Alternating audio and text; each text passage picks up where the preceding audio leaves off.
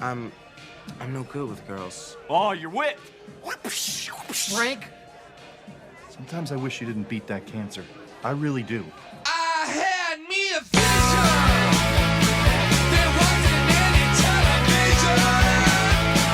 But looking into the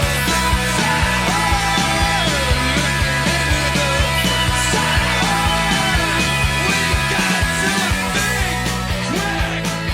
Set lights in it. Hey, from looking into Hey, how's it going, everybody? Welcome to my Future Husband Facebook podcast, episode 30. Yeah, to celebrate the 30th episode, because that is a landmark. I mean, like 3.5 years, almost 4 years. If I go all the way back to when I first started doing these things, like by myself, like in 2011, that's like, we're going on almost 5 years. So this is legacy material. So, we're going to have a special episode because, as everybody probably knows, David Bowie, he died. He died because apparently he hated everybody so much that he gave himself cancer and died. So there you go. I got a special guest. I got my brother Dan, who's actually, if you go way back into the annals of my Future Husband Facebook, did a few episodes with me. Some good conversation we had about rock docs and stuff like that. So without further ado, here's Mr. Daniel. How's it going, Dan? It's going pretty fantastic. I've been preached on radio or podcasting etiquette. Yeah. I think I should perform. So how's it out in so Dan's coming from Wyoming. We're doing our first over Skype thing. So we're going to see how it goes. Yeah, it's Wyoming. It's like living, like one of the topics we're going to talk about after David Bowie, we're going to talk about the Revenant. So it's like living in the Revenant. Definitely the Midwest. I was out there. I was out in Montana at one point. So yeah, I know. Montana, the Midwest, open landscape, just very visceral and cold and a lot of bullshit. It's like a beautiful painting that you don't want to be in. Yeah. Well, I mean, it's like you look at like all the old paintings from with Native Americans, and they're going across the open plains, and Yeah. I mean, if you just take out all the horror and just leave nature there by itself, it's still horrific. So, yeah, I'm out here stationed in the military. It's pretty exciting. I actually Thank you for your service. No. That's something I say to many service members that I've had as friends. I say thank you for your service, and then I look at them dead in the eye and say, no, not really. Like, it's not my fault. You didn't know what you wanted to do with your life, so you joined the military. I didn't have the life skills to cope with that on the outside. I mean, it's obviously there are some things about being in the military that are good, that are bad. Of course, just like anything. They have a positive effect on me and my outlook on life, but I've also had a lot of opportunities. But I can't really talk about work, so let's not do that. No, I don't want to talk. What do you think I want to talk about? What you do for a living? I'm not gonna lie, it's pretty interesting. But side note, I remember how I told you that class got canceled for Miami SWAT. I'm actually going again, so that's pretty cool. There you go. The hardest SWAT school in the country, probably right up there with LA SWAT and stuff like that. So I'm pretty excited. But let's get into this thing about David Bowie. I mean, yeah. So me and Dan are basically both. I wouldn't say we're not real musicians, but we've had aspirations to be musicians. We both write songs and music and play guitar. Dan's much better than me, at playing guitar. Yeah, definitely. I mean, that singing is a whole other story, but playing guitar and stuff like that, I'm okay. But I mean, I've always been in love with David Bowie, and I know a lot of people found out about David Bowie through Aladdin Sane and. Yeah, like I mean, I'm not gonna lie, I can't even name all his albums because there's 20 or 25. Oh, he was pretty prolific, especially that first 20 years of his career. Fame, that's a great album, all that stuff. But Let's Dance, all classic songs. But I really got into David Bowie from the BBC sessions, I believe it was 68 through 72. The ones that I had. Yes, yeah, the one. I'm just gonna let the folks that are listening. That I pretty much stole my musical taste from my older brother, which is Shaun. So, yeah. I did. I found some things on my own, but some of the biggest inspirations musically is definitely from you. See, what happened was I had a CD booklet that was right in the bathroom. So every time I was taking a shit, Yeah. I could. Yeah. But I left it behind. Like, so when I moved, I left most of my music, and I had a lot of like albums. I had a lot of good stuff. No, you had like some classic stuff like Nutrimilk Hotel. Yeah, I Aeroplane had Over the everything Sea. from Rob Zombie to Nutrimilk Hotel. Like, so it was a pretty wide spectrum of stuff. Yeah, most definitely. I think I remember the first time, because the Airplane Over the Sea is just that kind of tan with those pictures are. I can't really remember it's on that CD. Yeah. Not really, no knowledge of, never heard of Nutrimilk before, never even understood what kind of music it was, where they came from. I had no knowledge, no precedence, foot to stand on to understand what this music was going to be. Yeah, And which I is remember- actually it's the best way to like listen to anything, I mean, really, right? Like Dude, separate. it hit me like a fucking like a freight train. Like Yeah. I had never heard, and then next thing I know, it became me, Justin, obviously I'm talking about my friends that people don't know, but close friends of mine. We all sat down, and I remember listening to that album probably 10 times in a row that night. And that's not even that was being completely sober as well, which Yeah. is a rarity in my childhood. But it was good, it was awesome. But David Bowie definitely. I remember the first time I heard Amsterdam, which is obviously a Jack Brule's cover. Mm-hmm. To those music snobs out there, but it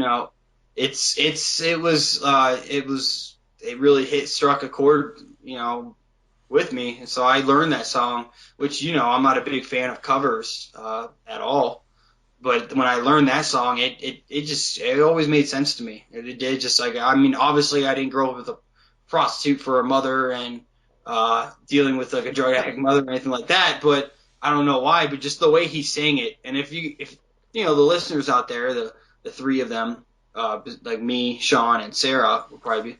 But when you when you look back and you really, I mean, geez, the Jack Brule, I believe that's how you say his name. He's some French guy, but I mean, when he sings that song, it's in black and white. You can find it on YouTube, and he's like almost in tears.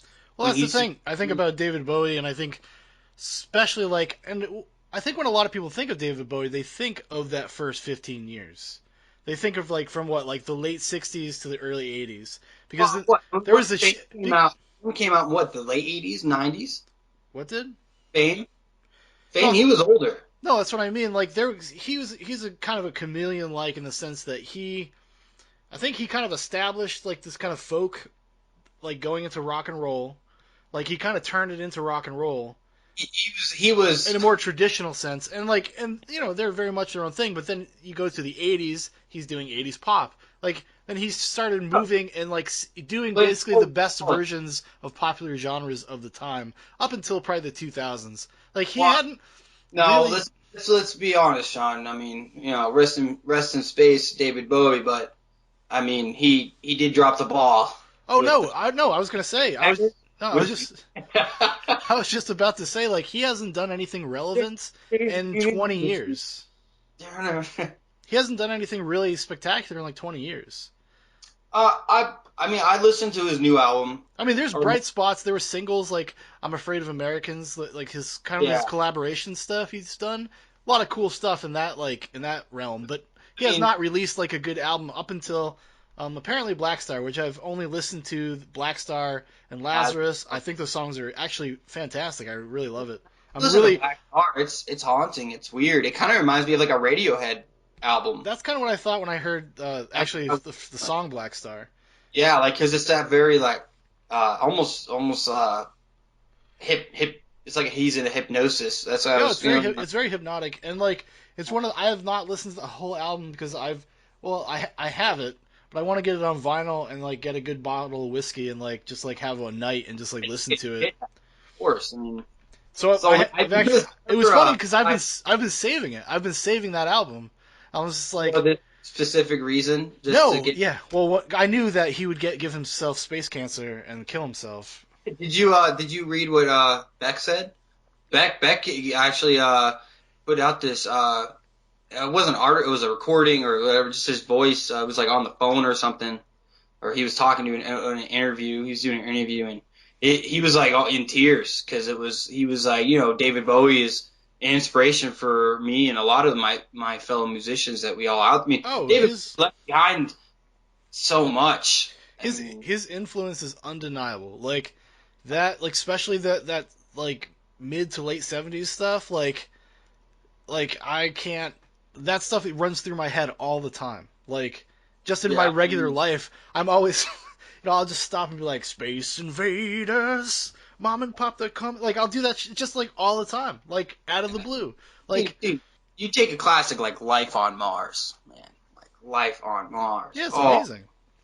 It's so. But you know the cool thing about that? It was like like I was saying before, like he does the best versions of existing genres. So you take like Life on Mars.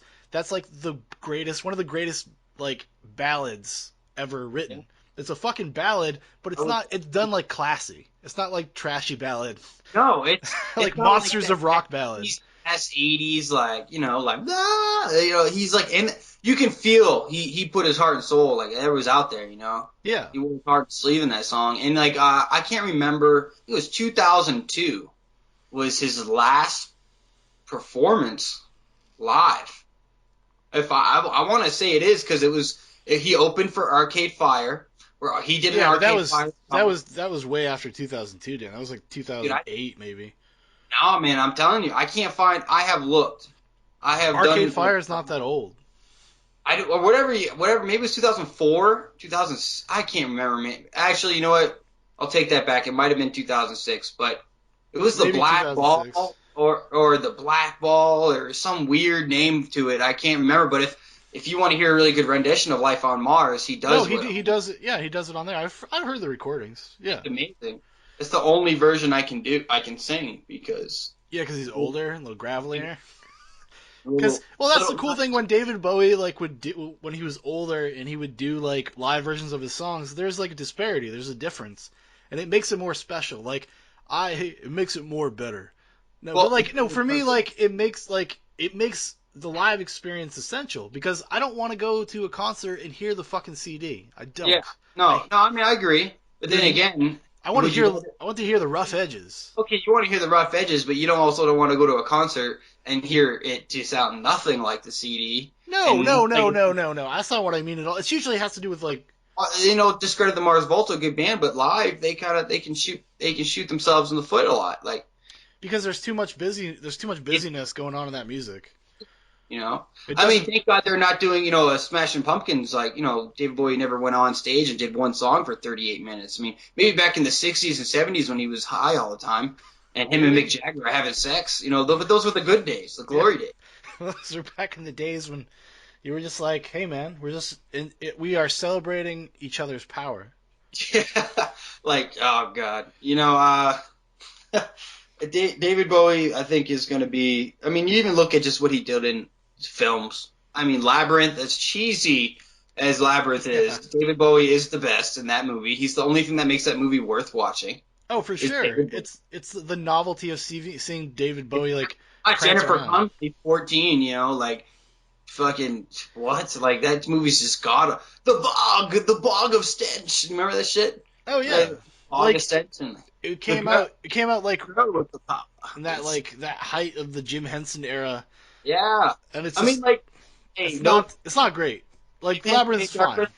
Jim Henson made Dark Crystal, probably one of the best puppeteer movies. Oh, I love Dark Crystal. Of all time. I mean, I think it's great. I actually showed someone it not too long ago. It used to be on Netflix, so I was watching it. Shout out to Netflix, get us some people advertisements, try to get us some money. Yeah. Pull out quick, while we can.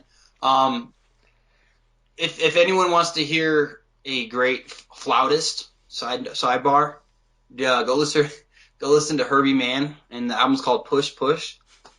And and I'm gonna tell you right now, you don't even you got to listen to it, but you got to listen to it the whole time while looking at the cover of the album. Oh, is that the one you showed me? Yeah. Did you find it? Did you find that in a thrift store or something? There's this called November Records. It's downtown here in good old Wyoming. Probably the last record store in Wyoming because there's probably one, and it's probably here.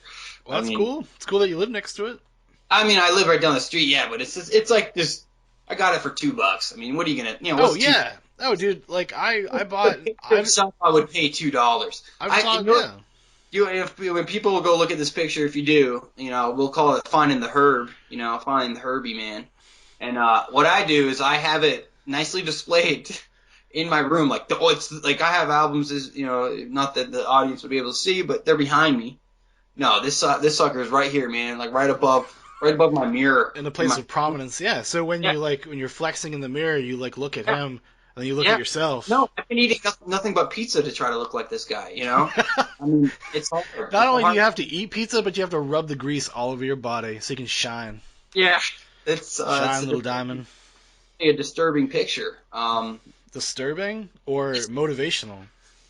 You know what? And I don't think anyone has ever looked at. I really do think that could be the inspiration for Ron Burgundy. Like you look at that guy and you're like, oh, I'll grab it real quick. Watch. Not that the audience can see, but so Shaun might be able to understand a little bit better. No, you've shown me this several times. Tell me that's not Ron Burgundy. He looks like what's his name? Oh my god, I cannot believe it. George Carlin, without a shirt on, and he's got a flout. He's got kind of a hairy chest, and he's shiny, like he's a little moist. But even look at the back picture. Yeah, look at see like that shoulder hair. I love it. He's that dude that's gonna say there's gonna be a rape.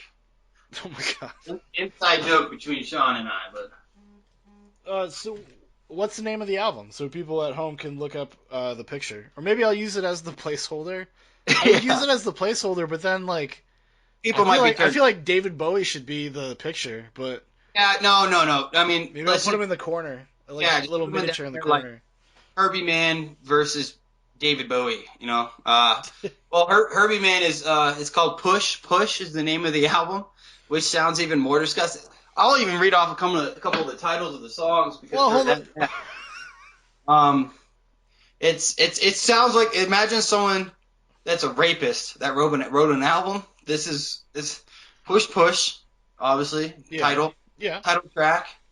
What's Going On?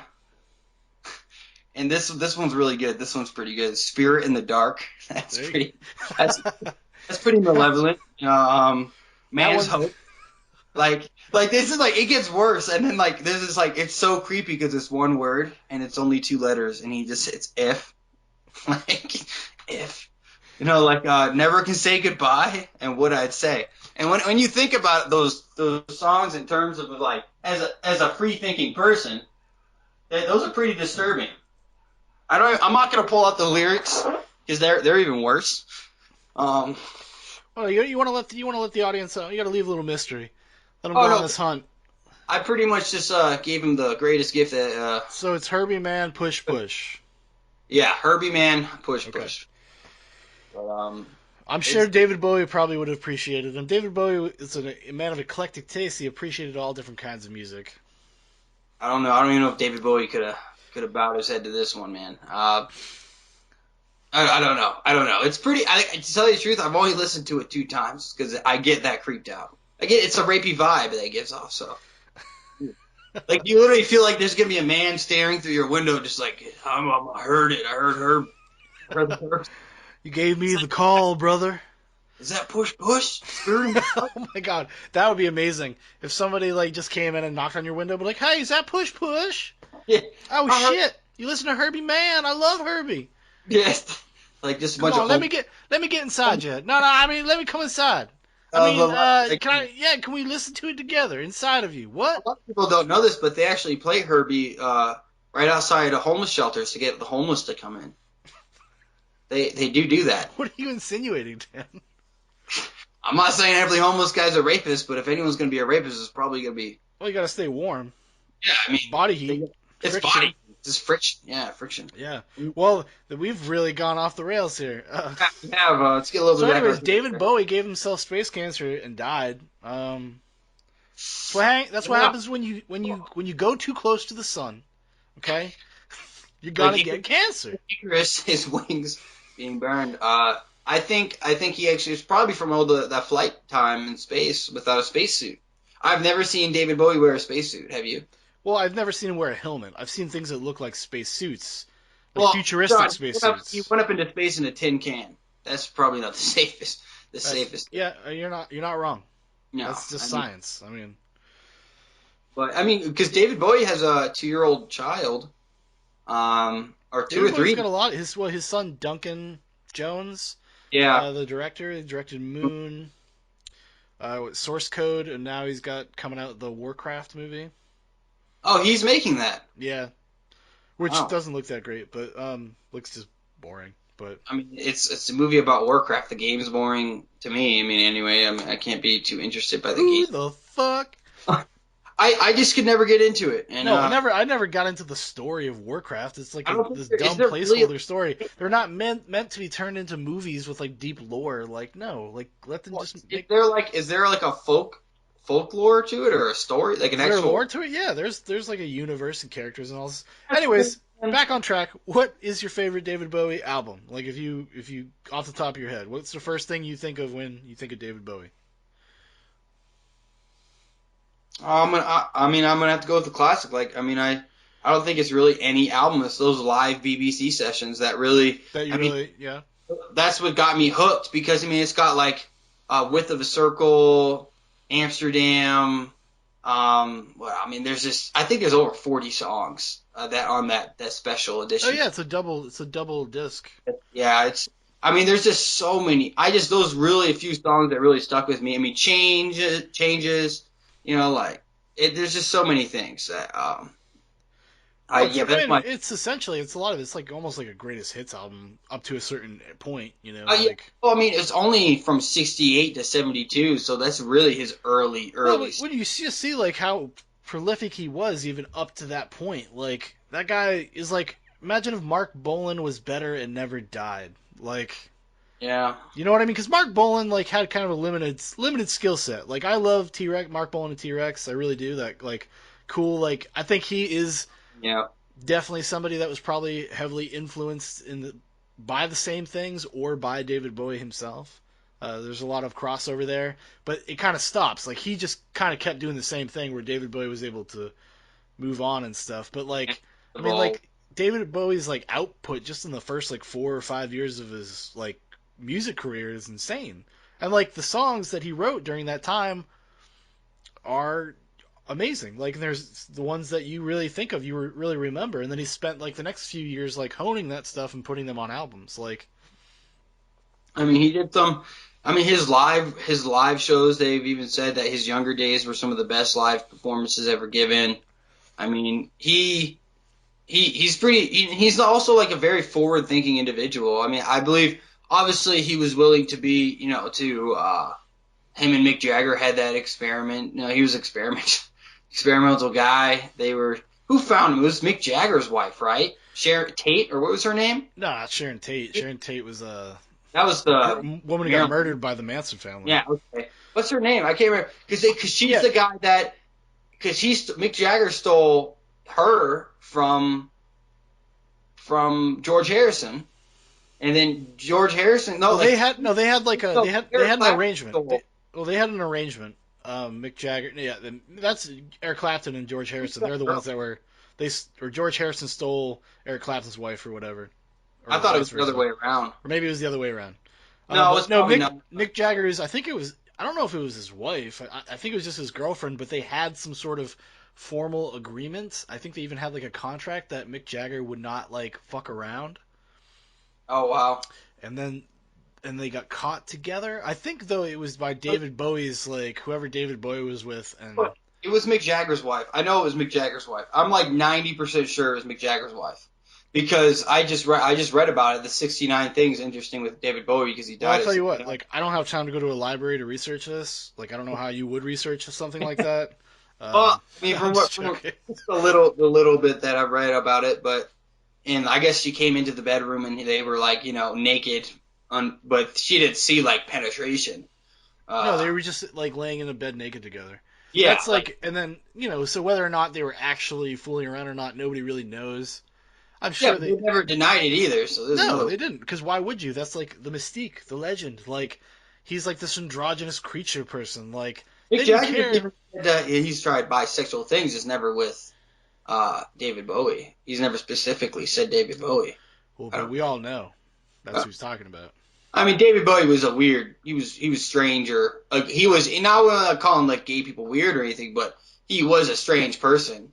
Like I think he just like kind of acted out in a way that he's rebellious towards his British upbringing of Well, yeah, being there, artistic. yeah, and like kind of acted out against formalized sexuality in the sense of like gay or straight. He just kind of the progenitor of almost like gender fluidity, in terms of like just people just being like, I'm just like a person. I'm just a creature. I'm just looking to feel good, brother. Yeah, I mean, I don't know, but like I actually watched this awesome interview with David Bowie. It shows what kind of forward thinking he was. This is the early '90s, with MTV. No, that And was the '80s. was it the '80s? Yeah, it You was know like what I'm talking about? it's like 1983 when he's like, why don't you put black people's music on MTV? Yeah, I mean, well, he asked, he's like, why aren't there more black people on MTV and stuff? Yeah, He's like, because and there's there such are, yeah because it's there's on our times at night and stuff. And yeah. I mean, just like even asking that question in period, No, during. it's a good responsible use of like your position, right? He's like, and I don't think he even really thought about it in terms of race or being racist. I think he was just, it came more from a place of like, this is like the good music.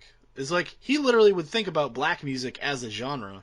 No, yeah, because like the That's, Isley Brothers, great, I mean, like the amount of black artists in the 50s, 60s, and 70s is like staggering. Like in terms of memorable music, like it's all black people, you know?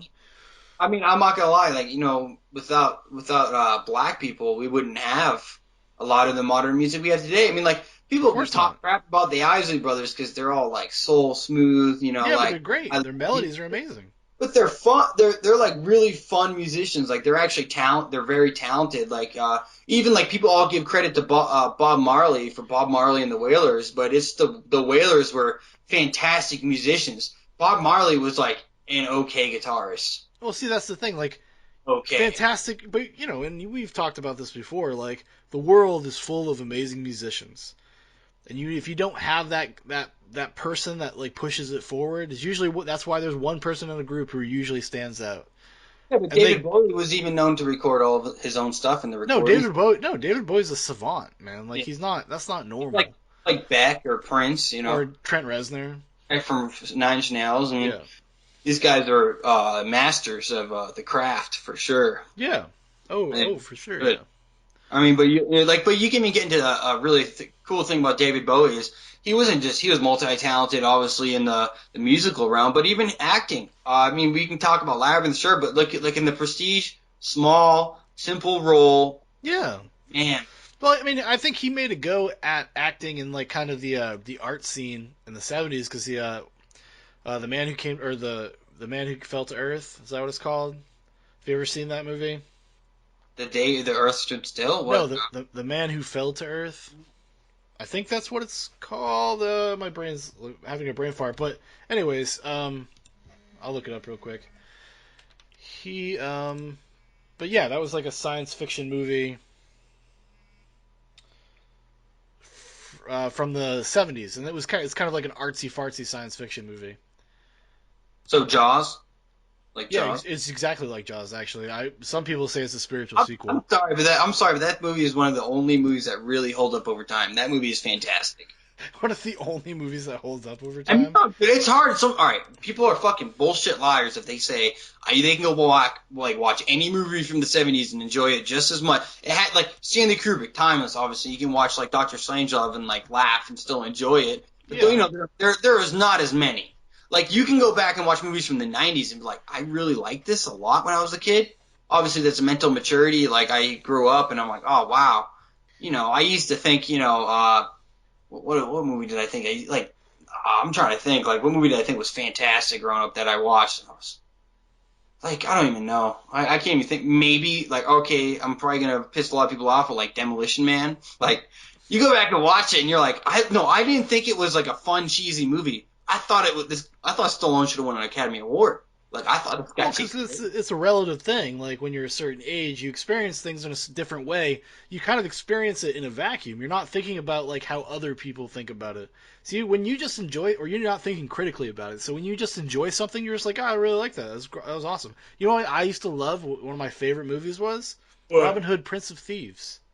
Well, that's wait. You're talking about the Kevin Costner one? Yeah, You're a retard. You're dumb. Okay. you're dumb as shit. No, so the David Bowie movie is called The Man Who Fell to Earth.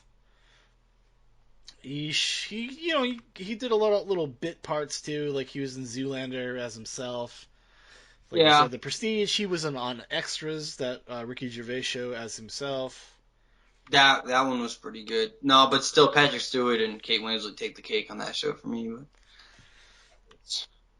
The Hunger. That's right. I forgot he was in this movie called The Hunger, which is actually kind of a good movie. Is that the one with Michael Fassbender? No, The Hunger. No, this is an old movie. It's from 1983, directed by Tony Scott. It's a vampire movie, and it's really weird. What's the one with Michael Fassbender? It's called Hunger, isn't it? Yeah, Hunger. That's about the Irish hunger strikes. Which is the best part of it. I don't know if many people have seen it, but there's this one scene where he's talking to a priest, which is fantastic. But that's the only scene in the movie I really think is like holds remembrance for me. Like the movie's okay, but yeah, but Prestige. I mean, obviously a small role, but I really liked him in that. And I'm not gonna lie, I haven't seen David Bowie in too many movies. No, because was not his main focus. He would show up and do bit parts, but in terms of movies like he starred in, like he actually did kind of make a go at it in the 80s. Did you ever read David Bowie told the story how he got his eyes messed up? Did they ever tell you that? How his eyes are the way they are? No, why? Interesting story. So I can't remember who it was, but it was a very famous person, and they were kids together. They were growing up in the same area, and I believe the guy is famous now. I mean, that's besides the point. So David Bowie sees this girl he really likes. He thinks she's beautiful, or whatever. And but this girl, this guy already asked her out, or something relative to these terms. It involves a woman, and David Bowie lied to the guy and said that she didn't want anything to do with him. Yeah. So he could go out with her. So he waited. The guy find out about it and beat him up. Oh, beat the living shit out of him. Yeah. That's exactly why his eyes are the way they are. I mean, it's just a testament to kind of what he's a lover, and he's not a fighter. He definitely got hurt in that fight. I want to say it was someone from the Clash or something, like someone really famous, like. I don't know. No, it wasn't somebody from the Clash. They're too young.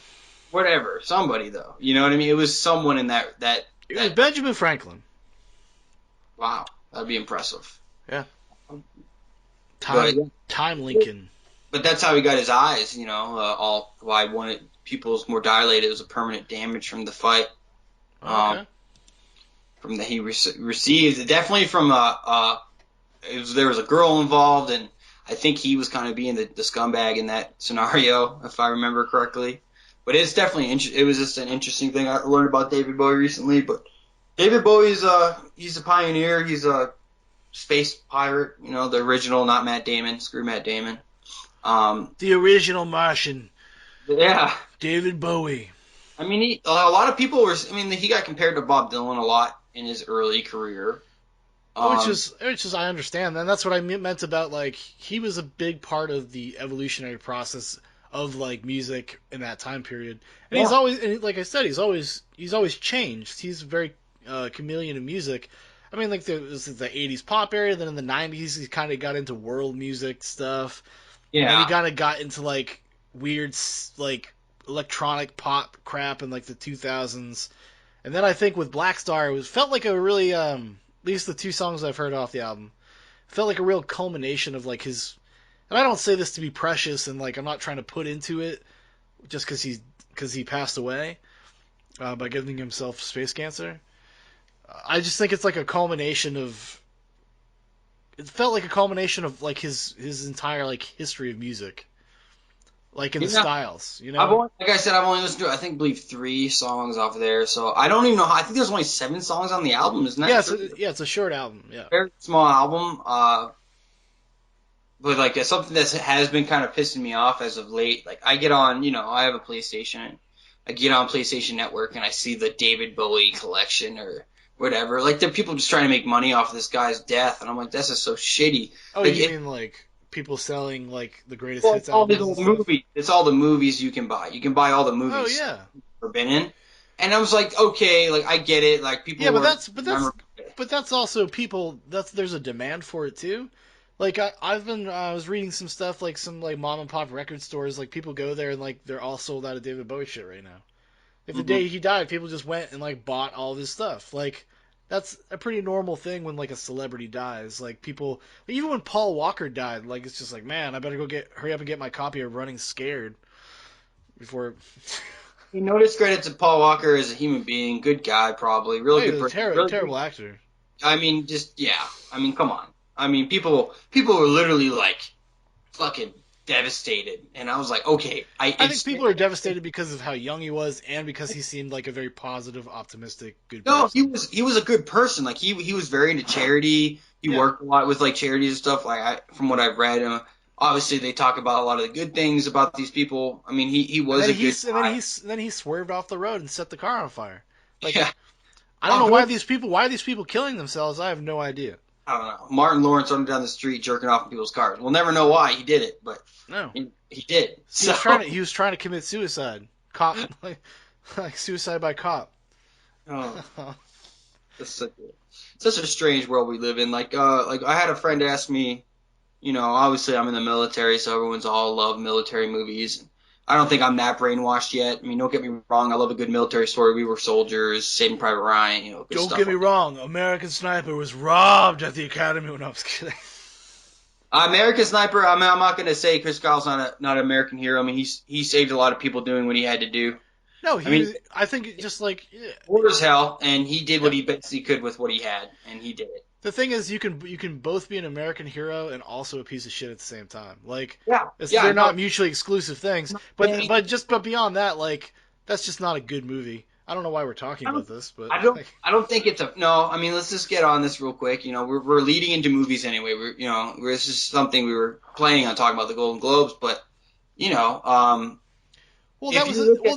guess like it is a good lead into the Golden Globes, American Sniper, because that is a movie that is like it is so like how political those institutions and those award ceremonies are. Because American Sniper is not like a good movie. Like it's just not a good movie. I'm not gonna say it's a bad movie. I don't think it's a bad movie. I don't think it's. I do. I think they tried to make it a good movie, and it was Bradley Cooper bad acting it? No. Yeah, he wasn't great. Like he was fine. Well, I mean, I think the real bad acting came from like the younger scenes, like when they're talking with the father at the table and talking about he's raising to be sheepdogs, not wolves, or sheep that eat grass, whatever the fuck he was saying. No, that's what I'm saying. Like that, but that whole movie is like literally, it's kind of not even like the story that happened. I mean, they literally contrive. Daniel, they contrive a story that he has like a nemesis in the Middle East, a nemesis sniper. He has showdowns with every tour he goes to, and you're like, is this a comic book movie? Like, what the fuck? I think, but that's Hollywood. It's the same thing with Lone Survivor. Like Marcus Luttrell actually crawled for 3 days. Like he actually was a lot. Lone Survivor at the very least shows like soldiers being moral human beings and like paying a price for their morality. Like I'm gonna tell you right now, Shaun, those guys. I mean, I'm not saying anything to these, but they're not trained to have necessarily like they had to make decisions. They got to make them fast, and they got to do these things. So like, I'm not, obviously they had the time to react and to do those things. But like these guys are just professionals at the utmost, and that's what things they don't show in these movies.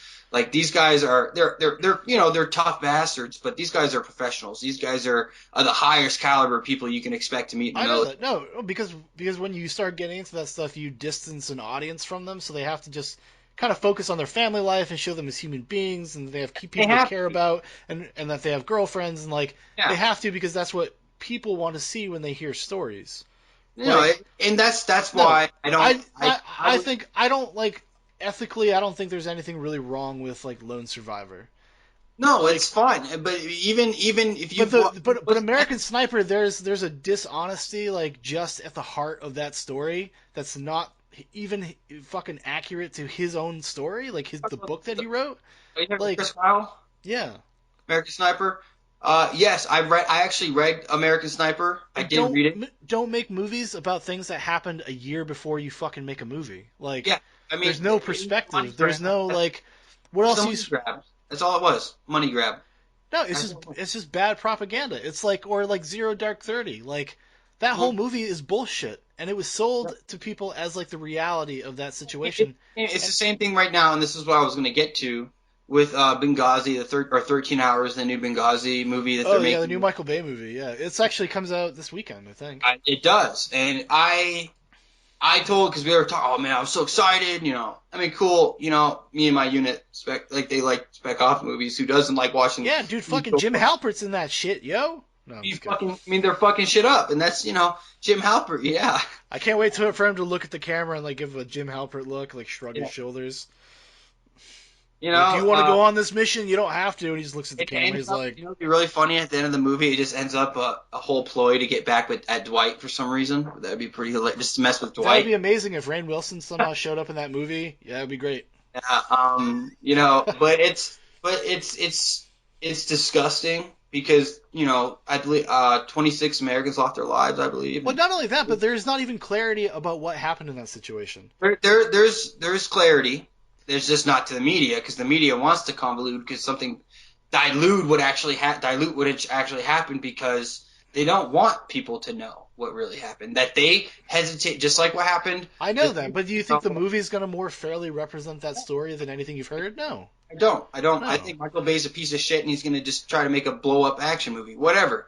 See, that's the thing. I think Michael Bay really thinks he's making like this amazing American piece of cinema that is like Transformers 4. Yeah. But like, why you're taking one of the most controversial events in the past like 5 years, and you're making a movie about it? Like, past decade, Shaun. Past decade. It's crazy. Like, to me, it's insane that they're making that movie. But like, just like I thought it was insane that they made Zero Dark 30. Like, I mean, it doesn't even need the real thing is this. That movie was in production like before they actually caught Osama bin Laden. Or they killed Osama bin Laden as a movie about trying to find him, and then so that they were filming that movie literally like months after it actually happened.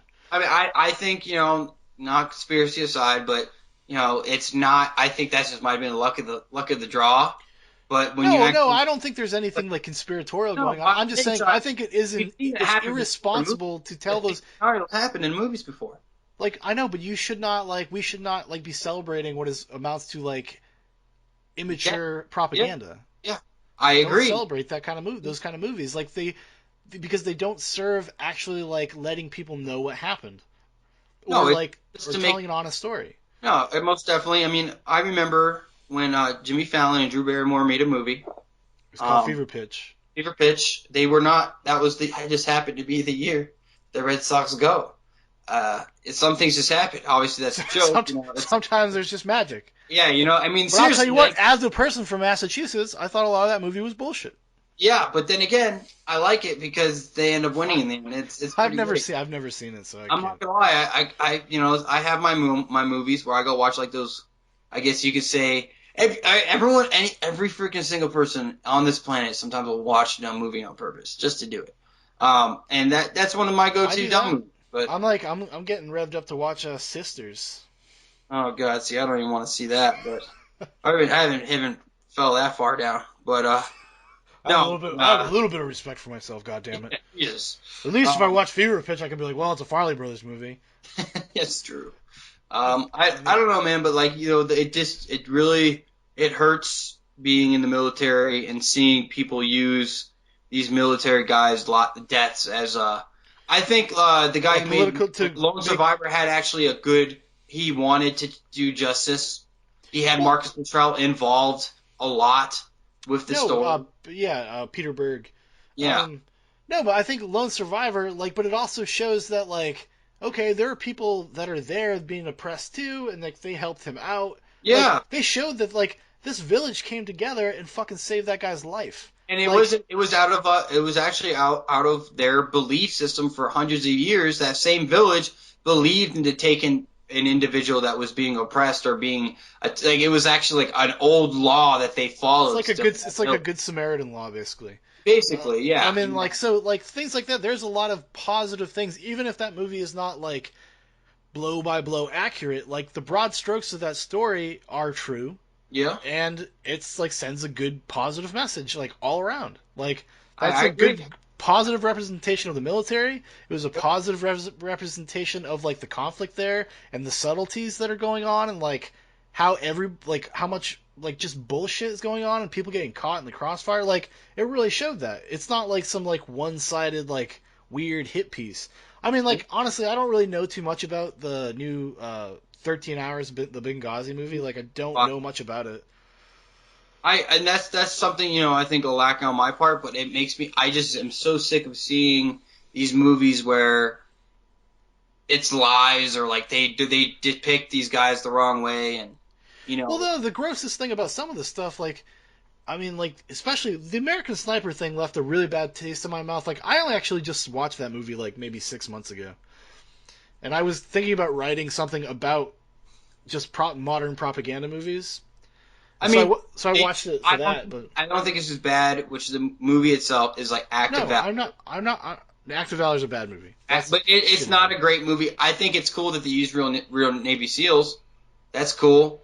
That was a cool idea. I liked it. I thought it was a good idea. I mean, like, did these guys actually do the job? And they're that's not what I'm talking about. Like, quality of the movies aside, messages of the movies aside, like, I'm trying to get at like what you're saying is that like you don't like it. People basically grandstanding and using these stories as political platforms to sell you whatever kind of bullshit. And that's like American Sniper was the most egregious, and actually Act of Valor too. Like Fox News just blasted that fucking movie. If you didn't like that movie, and we're talking about this movie hadn't even come out yet, but if you don't like that movie, you're fucking un-American. Like it was like weird. It was bizarre. Act of Valor, they kind of a little bit got into that, like that's why Act of Valor was such a big hit. That's why American Sniper was such a big hit.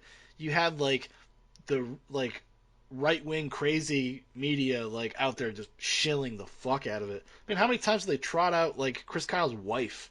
How many times was she on like talk shows? She just won a sniper competition and beat one of the best snipers in the world. Because she fucking put Chris Kyle's dick inside of her. Yeah. And now she has the magic sniper powers. Yeah, she was using this new system. I also heard that she beat Ronda Rousey in a private alleyway match not more than 3 days ago. I've heard. But she used this new weapon system called Tracking Point. It's pretty cool. It basically aims the gun for you, so you can literally just fucking jerk that trigger as hard as you want, and you're still going to hit your target, so it doesn't matter. How do you feel? Like, do you separate the fact that you're in the military from these movies when you watch them, or because I imagine because your context for them is a little different than mine. It's definitely hard when you're in the military to watch something and be like, oh god, that guy didn't clear his corner right, that guy's retarded. Or no, I'm not talking about like accuracy. I'm like emotionally when you watch it, does it make you like dude, like well with pride inside and be like, I'm part of this like good thing and blah blah blah. It's really hard, man. Like, I mean, there's nothing more prideful than seeing these young men and women sacrificing their lives or doing these like things that you've signed up for as well, but they've done some incredible things. And that's the cool thing about Navy SEALs. I don't think civilians even understand, or these guys that like they didn't just become a Navy SEAL. Like they didn't one day wake up and like, I'm a SEAL. No, these guys went through the most hard, arduous, just insane training that most 90% of people would quit and wouldn't even dream of like attempting. And then the 90% of that 10% don't even make it through. Like, and that's the truth. I mean, that's insane. And that's really the beauty of those guys. And those guys are animals. They're beyond what people can normally do. I mean, of course, and that's their function is that they're supposed to be kind of like supermen, ubermenches. They're in the military and they get to grow their fucking beards like you. They can have your beard right now, walking around, because that's just what they can do. Because it's the privilege, yo. That's what you get. Like if I ever went Spec Ops and they asked me, "Why are you here?" I'm like, "Just to get my beard, sir." And that's so I can grow a beard and be in the military. That's it, To tell you the truth, if I could grow my beard, I'd probably stay in for the rest of my life. But I can't. That's kind of a deal breaker. When you get out and you grow your beard back, I'm gonna shave mine because then we already look alike too much. We look too much alike. Yeah, it'd be weird. Although I'm fatter though, I'll just start telling people that I'm you though. Yeah. And they'll be like, "Man, what the fuck happened to Dan?" Like, he No, used to be really fit and in shape. Like, what the fuck happened to him? He looks like a piece of shit. I I'm got like, I got two favorite pizza plates I can't stop ordering from. It's been a I'll just hang out in front of gas stations and smoke cigarettes. Like, hey, how's it going? I just got back. Just got out of the military. I just separated. Wasn't it like 5 days ago? Yeah, it's been a rough 5 days. Hey, man, can you rent me something from this red box? I don't got cable, man. I can't afford it. I'll bring it back tomorrow. You know what? I really don't doubt that scenario. Probably but I don't know. But when you're watching a movie, and especially about the military, there is some. It's hard to not be a little biased. I'm not gonna lie. You do kind of want it to be good just by watching it. You just like, oh man, I really hope they like, because every single time, I'm in the Air Force and being a cop and stuff, and you're just like, you watch us and like security forces in movies, and you're like, oh my god, they just make you look so bad. They make you look so dumb. Granted, 99% of cops are not the smartest people, but they, geez, man, God, it's just sad. It's sad to watch. Yeah. Like a lot of people don't know this, but security forces are in Iron Man, the first Iron Man. That's who he's talking to in the truck. Oh yeah, he's in the truck. Yeah. They're retards, and they get out on the hot side. Mm-hmm. They're like, contact left, and they get out the left side. That's retarded. You never do that. But they panicked. Yeah, he definitely panicked. But you sit. I don't know, man. It's definitely hard to sit there and watch some of these movies when you get these people's lives are being, It's not like an Audie Murphy situation he won the Medal of Honor, one of the most highly decorated people in the military of all time, and then made his own movie about his events. No, that was some hardcore propaganda. Like, yeah, that's pretty hardcore. But guess what? But he did it. At least it was him. At least he was in it. Like, well, that's what they're riffing on in Inglourious Basterds. Yeah, exactly. Which I know. Birth of a Nation, right? I think that's what it was called, though. I think so. What was it called? No, Pride of the Nation. God, you don't remember? No, because that's another alluding to the fact. Birth of a Nation. Birth of a Nation is the movie about the KKK saving everybody. Yeah. And Pride of the Nation is the fake movie in Inglourious Basterds. So, okay, well, now that we're kind of talking about movies and stuff, and we're talking about award ceremonies, did you watch the Golden Globes, or did you just see the... I wasn't able to, but I did keep up with on like IMDb who was winning awards, and I went on YouTube, watched some of the acceptance speeches, obviously like DiCaprio and Jennifer Lawrence and some of those other Alejandro, whatever that guy's name is for the Revenant. Alejandro Birdman. Whatever the fuck his name is, Jesus. He directed Birdman. Watched a lot of interviews about the Revenant with like DiCaprio and Tom Hardy and. Let me sum up every interview about the Revenant. It was really hard. Yeah, it was really cold. Yeah, it seemed like a pretty horrific. That's like the narrative they're building around to get Leo his Academy Award is like, dude, it was hard. Like we were out there in the cold. I mean, we could only film for 90 minutes a day. He got raped by a bear. Then he got raped by a bear. So, well, I thought the Golden Globes were kind of. Me and Sarah did like we looked at all the categories before we watched it because we ended up watching it and making like we picked our winners. I kicked her ass. I mean, what did I have? How many did I get right? 1, 2, 3, 4, 5, 6, 7, 8, 9, 10, 11. So I got about half right in the categories. That's not bad. 50. I hadn't seen a lot of the TV shows and stuff, so I didn't know, and I kind of just follow movies more. And the way I did it, even for the stuff I hadn't seen, was just like politics. I just looked at like I pay attention to movies. I read movie blogs and stuff like that. I see what mainstream critics are into, and I just pay attention to the narratives around it. I was a little surprised a few times, though. I was surprised Jennifer Lawrence won, because I actually saw Joy, and that's a terrible movie. It really wasn't good, huh? And she's not very good in it. Like, so I was actually confused that she won. I was like, really? Like, that's crazy. And the fact that she's already won, like, 2 other times, it was like... This is her third or... This might be her third or fourth time. I don't know. It's her third time. Each one has been with David O. Russell. Oh, this is a question I've actually had about the Golden Globes. I can never remember. Maybe we've talked about it before, but is this like, what the hell does this mean? It's the Hollywood Foreign Press Association. So it's like these four. It's basically a group of old curmudgeon critics that like just made these categories and dole out awards for both movies and television. Now, how many has DiCaprio won before? I think this is his third. His His second or third. And He's never won an Academy Award. He gets nominated pretty much every movie because they just push him to get nominated, like whether he deserves it or not. I mean, I don't really. I think The Revenant, he's got a good chance. I think just because of momentum, maybe. But like this has happened to him a few times. Like if I were to say like what Leonardo DiCaprio should have actually won for, I probably would say The Aviator. Yeah. If there was a year he was gonna win, it probably should have been for The Aviator. Yeah. Like I love that movie. I know people think it's like kind of like So-So. Like a So-So Martin Scorsese movie, but I love that movie. That's one of my favorite Martin Scorsese movies.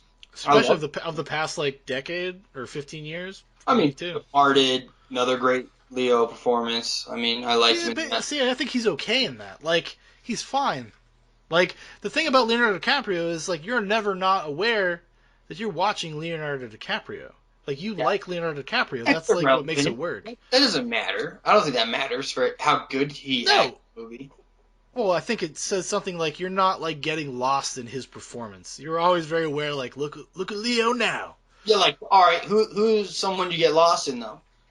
Daniel Day-Lewis, Philip Seymour Hoffman. Because we've had that, but what performance by Daniel Day? Because I always argue with, There Will Be Blood, because that's my favorite Daniel Day-Lewis film. But, like, you watch In the Name of My Father, it's Daniel Day-Lewis. You know it's him. But he's just... But he's just giving, like, in a lot of those other movies, he's just giving a solid performance. If you watch, like, The Boxer, or if you watch, like you said, In the Name of the Father, or, what the hell's... He made some weird indie movie. I can't remember what the hell it's called. Like Last of the Mohicans? Like, sorry, dude. Last of the Mohicans? No, I think he's fine in those, like, but he's just giving a solid performance. Like, but, like, I kind of feel the same way about Daniel Day-Lewis in the sense, like, I'm always kind of aware that he's, like... Well, my something. experience with him was There Will Be Blood, or maybe Kings in what is that one? New York. Oh my God, Gangs of New York. Gangs of New York. Like I think I didn't remember him though, but when I saw There Will Be Blood, that's one of the all timers, man.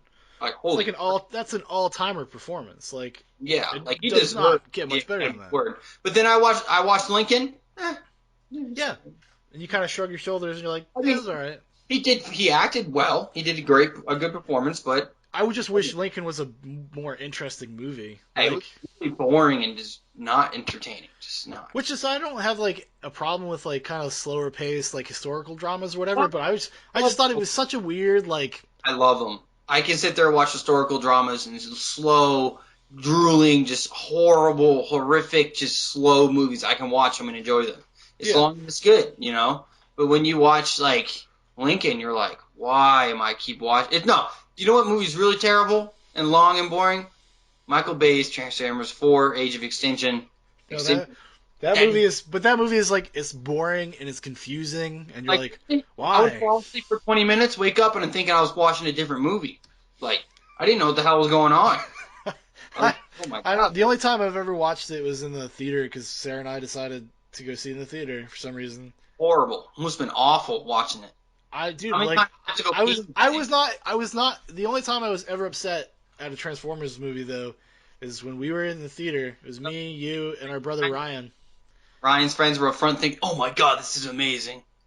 No, but like the whole thing when I realized, like I was like Optimus Prime and everybody literally just let Chicago get destroyed to prove a point.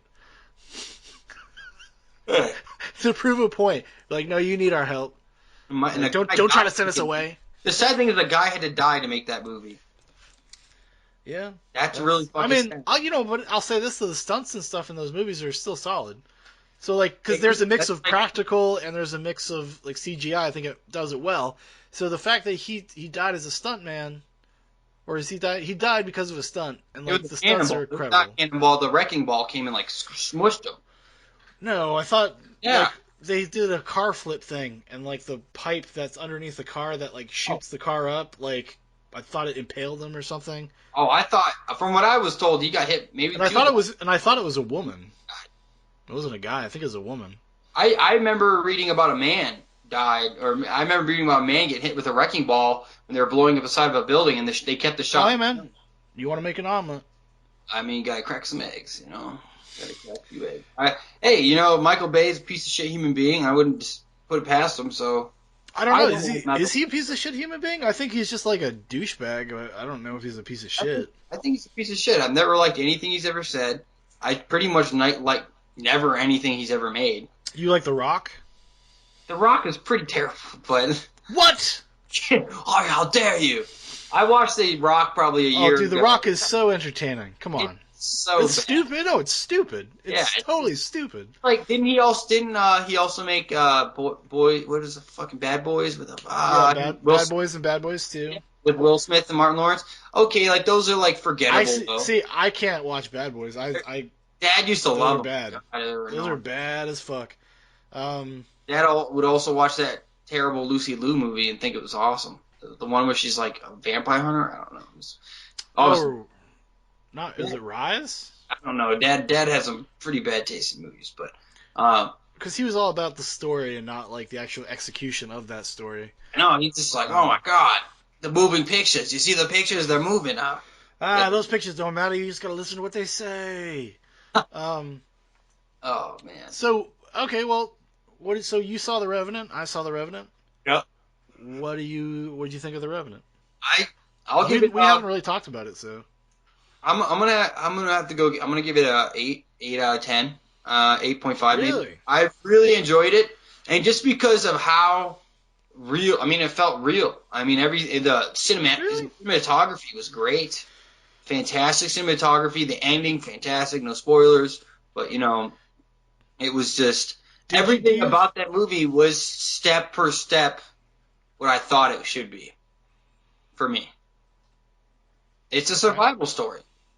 No, it is a survival story. I think like the guy's by himself for 90% of the movie. Like, what do you? Yeah, the thing that I actually found most shocking was like how irrelevant the fact that they actually were out in like the real wilderness actually mattered. I'm not gonna lie, it probably didn't matter much. No, I don't think it mattered at all. But then again, we don't know that because we haven't seen the movie made without that. Have you ever seen Homeward Bound? Yeah. There you go. Boom. That was an actual documentary about those animals. Have you ever seen Far From Home? Is that what it's called? It's like the Jack London. It's like a Hatchet almost. Remember that? It's like a Disney movie where a kid and he survives on like cookies. Yeah. You know, hey, that's not Far From Home.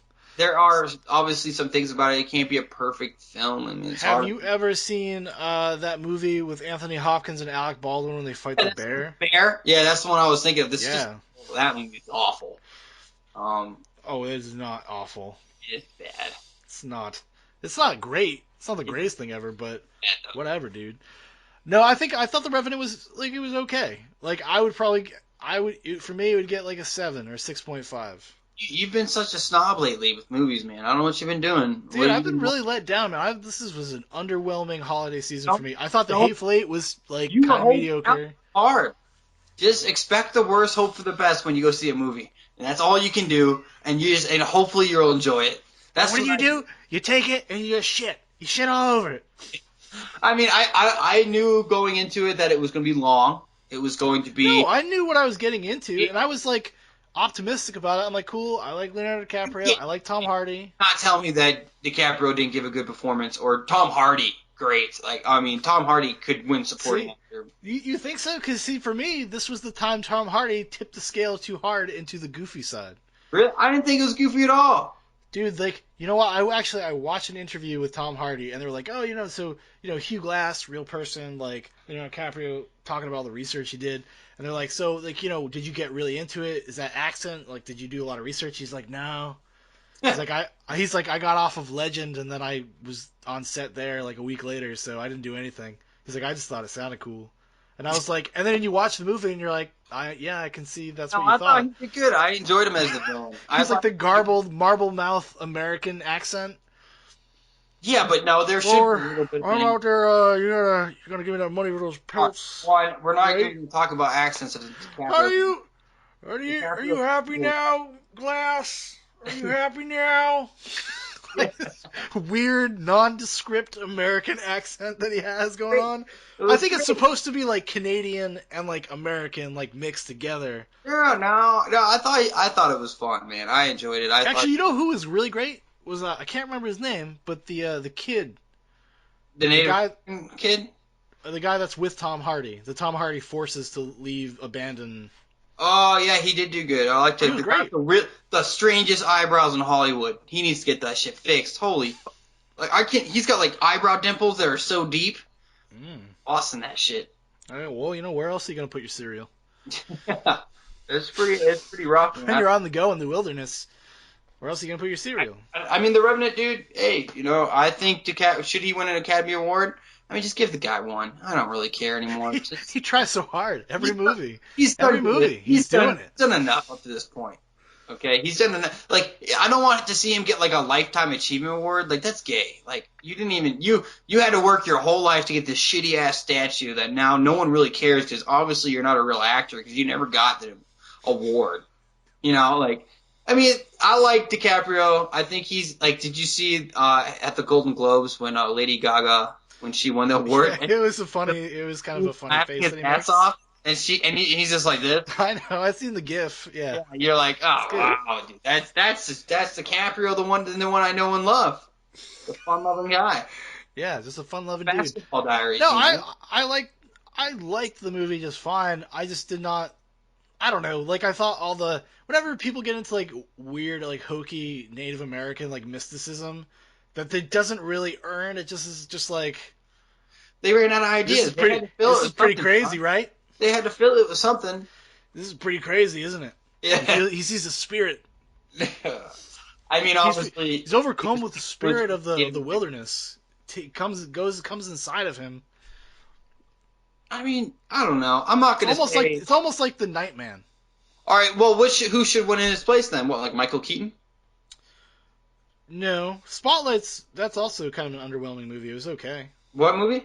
Spotlight. Didn't see that. It's about the you probably remember it from being a kid. All the stuff about the Catholic Church child molestation scandal from the early 2000s. Yeah, like Deliver Us from Evil, the documentary, and about all that stuff. Well, it's kind of like about the same topic, but it's what happened in Boston, Massachusetts. I do remember there was. It happened in 2000, back in 2002. Like mm-hmm. A newspaper. Oh shit, I can't remember. I want to say the Boston Globe. Boston I'm not sure Globe though. Or something. Maybe it was the Herald, but they have a thing called Spotlight, which is like the special investigatory part of their newspaper, and they did their story on the corruption in the Catholic Church and the child molestation stuff, and realizing how prolific it actually was. Like, they're everywhere. Like, we're talking huge amounts of them. Like, and that they're actually coming out of the seminary that way. Like, a lot of people are going into the seminary because they know they can go molest kids. Like, they're a protected group in the Catholic Church. So there's a lot of weird stuff in there, and it tells that story, and it tells it like it's good. Mm-hmm. It didn't blow me away, but I think a lot of that too is because I already knew that story very well. Yeah, we grew up. So you might really. It's got a lot of good performances. Mark Ruffalo, Michael Keaton, Liev Schreiber. Like, it's a good movie. I'll have to check it out because I would. I mean, I don't know. Who's going to win the Academy Award this year then? Like, who? Who should win it? If it's not Leo, then who? If not Leo, then who? Yeah, like seriously. Tom Hardy from Mad Max. No. I mean, it would be probably I heard Legend was good. I mean, I haven't seen it. No, Legend is a entertaining movie. Not very good though. Didn't blow my dick off. Michael Fassbender, he's got a good shot at it this year for Steve Jobs. That was okay. You can't have two Steve Jobs movies within 3 years, man. Like, I can't do it. Well, one's a terrible one with Ashton Kutcher. Yeah, but it's ruined. And this other one's basically like a stage play. Which I don't want to see. I'm sorry. Kurt Russell should win. What am I talking about? Kurt Russell. He won all the awards for Hateful Eight. Kurt Russell did do good, but he's also just for when he like throws his mustache up and he says horse shit. yeah, horse shit. You know, like I mean, obviously, he wouldn't be the star though. Is he a supporting actor? Or he, you know, Yeah, I guess he would be considered a supporting actor. Everybody's a supporting actor in that, I guess. I mean, I wouldn't call him a star. I would say, well, Samuel Jackson is the closest thing to being a lead because he's in the entire movie. Yeah. He's the only one that's in the entire movie. Yeah. But anyways. No, him and the other guy. Walton Goggins, but Walton Goggins comes 20 minutes into the movie, though. So does Samuel. He comes right after Samuel Jackson. Like 20 minutes, it's like, dude, it's like they're in the carriage talking for like 20 minutes. Okay. No, that movie takes a sweet-ass time to do anything, dude. Like, I get so. But it's good. I love it. I enjoyed it. I still can't believe Quentin's never won a fucking Academy Award either. It's kind of bullshit, but I don't think Hollywood likes Quentin Tarantino very much. I think they think he's an asshole. he isn't. He kind of comes off over the past few years. He's come off more like an asshole than he has. When you watch the Golden Globes, did you see his speech? They cut it short. Did you see it? They didn't cut it short. Oh yes, they did. No, they did that. They did it to everybody. No, like they started playing the music. Shaun, no, go back. It's 1 minute and 9 seconds. Everyone else got almost 2. I watched it live. Yeah, well you forgot because I watched it on YouTube. 1 minute 9 seconds. 1 minute 9. Everyone else had almost 2 minutes. Once he started talking shit about composers. And then not only was he talking shit, he was wrong. Why?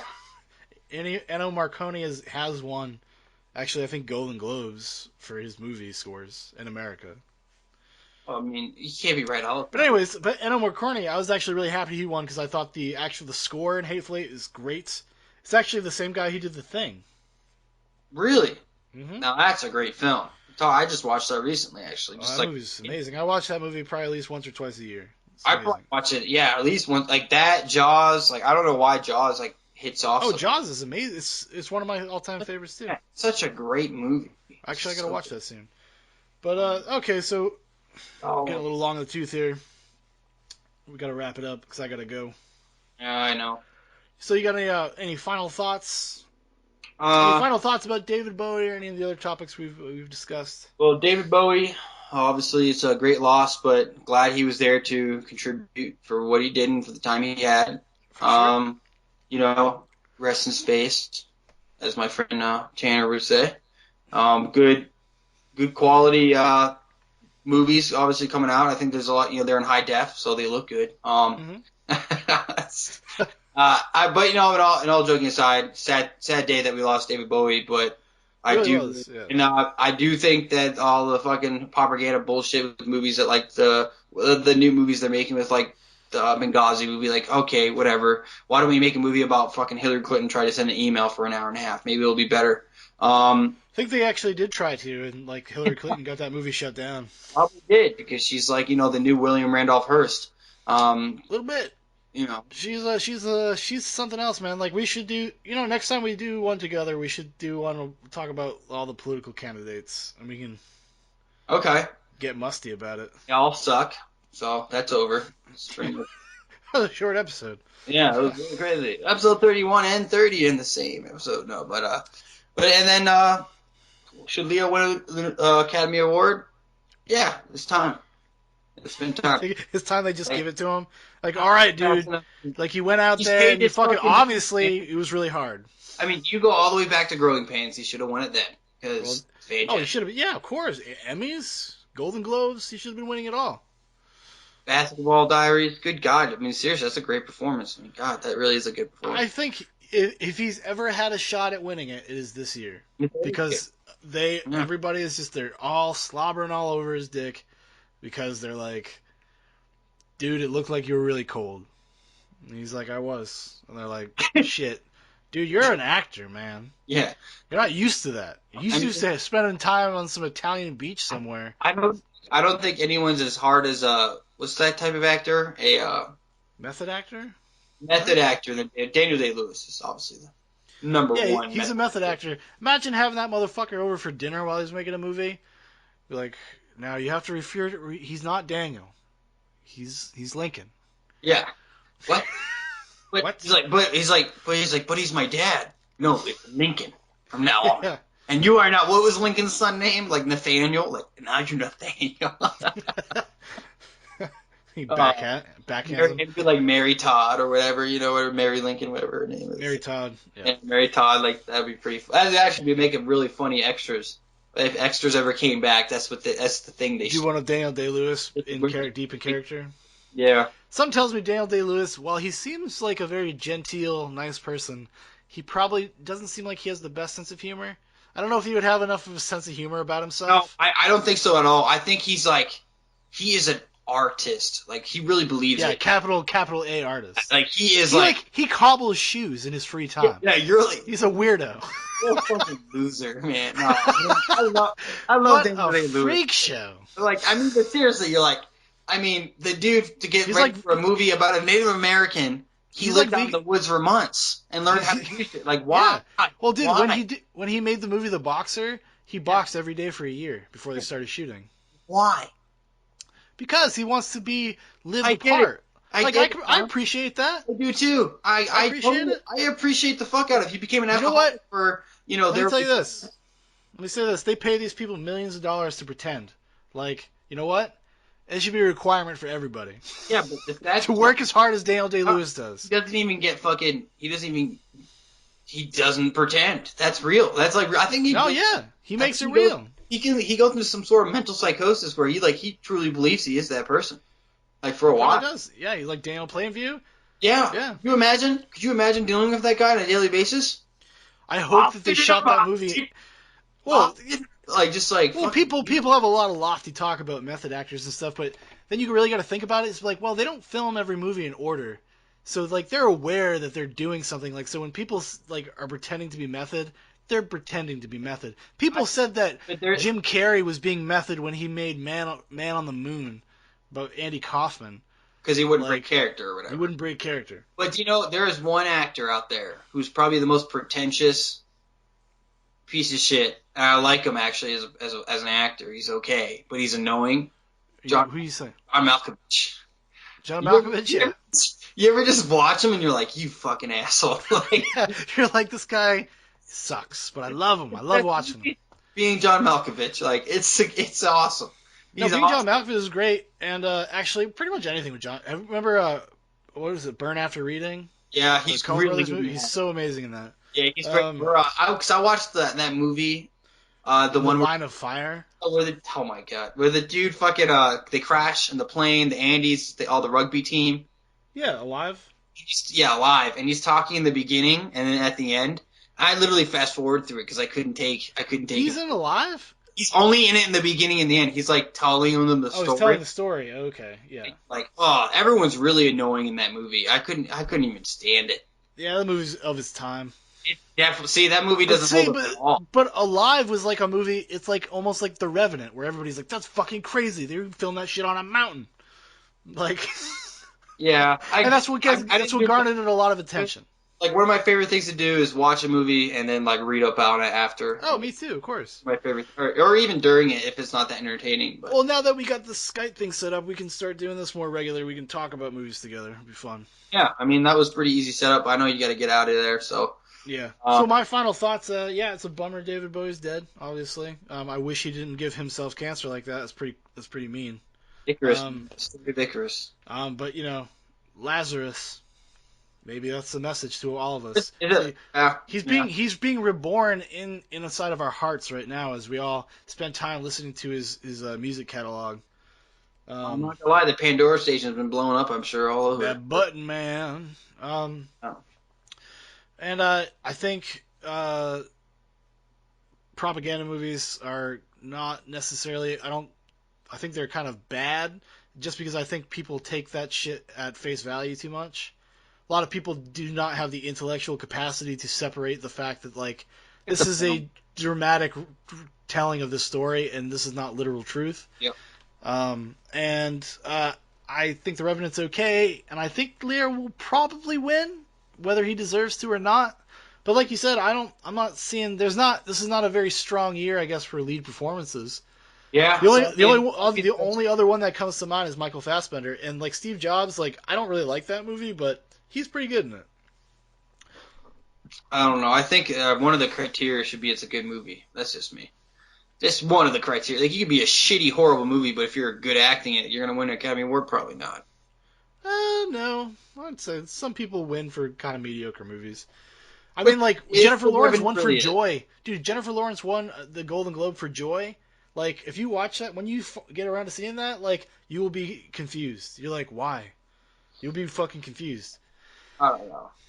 You know, the last movie I seen her in was Hustle and Flow. What the hell's that movie? American Hustle. Oh. Yeah, Yes, dude, she won for that movie. it was a whatever. I didn't really. Yeah. I mean, she was whatever. I thought the movie was okay. The movie, I'll give it like a 7 out of 10. She wasn't blowing anybody's drawers off in that movie. Like, it's just like, it's whatever. Piece of shit. That's what she played. Like, that's what she was. In that movie.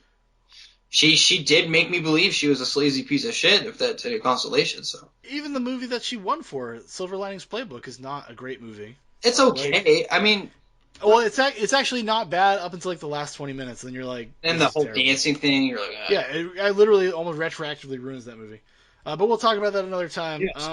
So I'm Shaun. Thanks for listening, everybody. Thanks for yeah, I'm Dan. Just cut me off. Why don't you fucking predict it? thanks for coming on and talking about stupid shit with me. Yep. And we'll do it again soon. Sounds good. You guys have a good night and be safe. Remember, Herbie Man, push, Spirit spirit. man, push. Got it.